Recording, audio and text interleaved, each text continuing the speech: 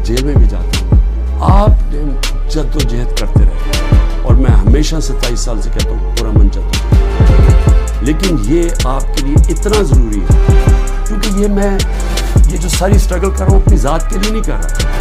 अगर ज़ात के लिए कर रहा होता तो मैं बड़ी पहले छोड़ चुका होता। कौन अपनी ज़िंदगी को दाव पे लगाता है?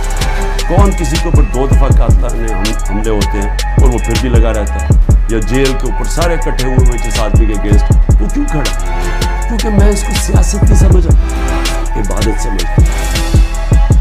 बिस्मिल्लाहिर्रहमानिर्रहीम, इय्याका नअबुदु व इय्याका नस्तईन। मेरे पाकिस्तानियों, जब तक ये पैगाम आप तक पहुँचेगा, मुझे ये अरेस्ट कर चुके होंगे और मैं जेल में होऊंगा, तो मेरी आपसे सिर्फ एक ही रिक्वेस्ट है, अपील है कि आपने घरों में चुप करके नहीं बैठना।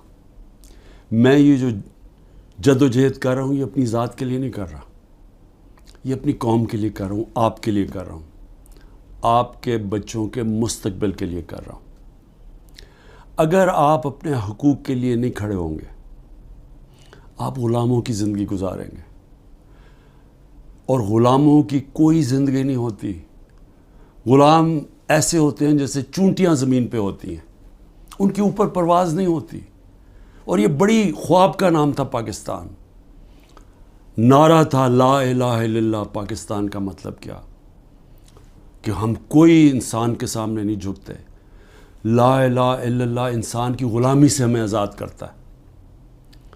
और हमारे नबी सल्लल्लाहु अलैहि वसल्लम ने अपनी मदीना की रियासत में सबसे पहले इंसानों को आज़ाद किया था अदल और इंसाफ दे के। ये है जंग इंसाफ की, आपके हकूक़ की, आपकी आज़ादी की।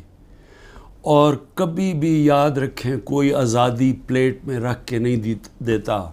जिस तरह मैं कहता हूँ ज़ंजीरें गिरती नहीं हैं, तोड़नी पड़ती हैं। पुरअमन एहतजाज आपने करते रहना है जब तक कि आपको आपका हक नहीं मिलता। और वो सबसे बड़ा फंडामेंटल राइट है वोट के ज़रिए अपनी हुकूमत मुंतखब करना, ना तो किसी और कोई कब्ज़ा ग्रुप इस मुल्क के ऊपर कब्ज़ा करके बैठ जाए जो आज कब्ज़ा करके बैठा हुआ है। शुक्रिया।